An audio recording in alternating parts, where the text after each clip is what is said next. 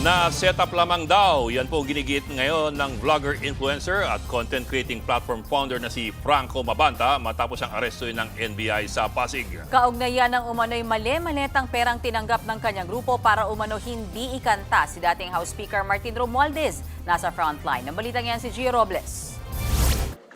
Mali-maletang perang may kabuang halagang 75 million pesos ang nakalatag sa mesang ito. Ito ang marked money na kunwari ay paunang bayad ng kampo ni dating House Speaker Martin Romualdez sa 5 lalaki na nangikil umano sa kanya.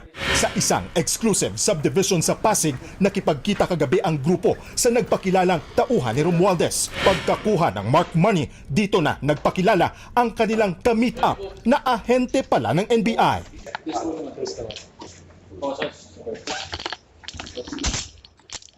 Arestado ang leader ng grupo na si Franco Mabanta, ang founder ng Peanut Gallery Media Network at 4 na iba pa. Ayon sa leader ng grupo, set up ang nangyari. Yeah, it's not true. It's not true. That's it. So hindi kayo nag-extort No. 300 million pesos? No, definitely not. How can we extort when they were the ones who came to us? Ayon sa NBI, nakaraang taon pa umano lumapit sina Mabanta sa kampo ni dating House Speaker. Pero kamakailan lang dumulog sa NBI ang kampo ni Romualdez para magreklamo. 350 million pesos umano ang halaga na hinihingi ni Mabanta kay Romualdez kapalit ng hindi paglalabas ng expose kaugnay umano ng katiwalian ng dating House Speaker. Kalaunan, ibinaba umano sa 300 million pesos ang halaga na babayaran umano in cash. Nag-demand sila ng 4 tranches. So yung 4 tranches is consisting of 75 million per tranche. Meron deadline eh. So kung hindi masettle yun, May 5, magre-release sila ng first part 1 ng video. Isa sa ilalim pa ang expose video sa pagsusuri ng NBI Forensic Team. Ang NBI po will act on evidence. Evidence-based po tayo even dito sa nangyari na to. Sinundan natin kung saan po pupunta yung ebidensya. Sumailalim na sa online inquest proceedings sina Mabanta sa reklamong robbery extortion.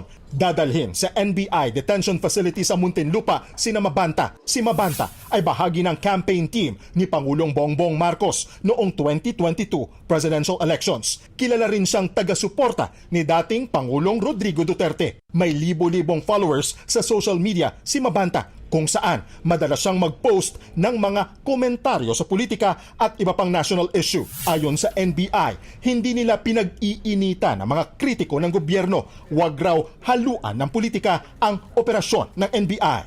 Kung may mga personality na tumitira reputational attacks to gain money, to gain position, dapat yun yung managot. Pero yung NBI, let's be fair to the men and women of NBI, law enforcement itong mga to. Nagbabalita mula sa Frontline, Gio Robles, News 5. Mga kapatid, Ed Lingaw po, maging maalam at may pakialam sa mga napapanahong balita sa ating bansa. Para sa mas malilimang pagtalakay at paghimay sa mga issue at headlines, mag-follow at mag-subscribe sa social media pages ng News 5.